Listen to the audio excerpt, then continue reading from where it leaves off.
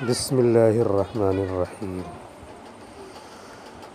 نکاح خواں کا جلسہ نکاح میں جانا، گھنٹے 2 گھنٹے بیٹھنا، رجسٹر نکاح کو پر کرنا، لڑکی سے شرعی اجازت منگوانا، مناسب مہر مقرر کرنا یا اس کے بارے میں شرعی حکم بتانا، پھر خطبہ مسنونہ کے بعد ایجاب و قبول کرانا، رجسٹر پر دولہا دلہن سے دستخط کرانا، وکیل اور گواہوں سے دستخط کرانا، پھر خود دستخط کر کے رجسٹر کو مکمل کرنا، ایک کاپی لڑکی والوں کو اور ایک کاپی لڑکے والوں کو دینا اور ایک کاپی اپنے پاس ریکارڈ میں رکھنا۔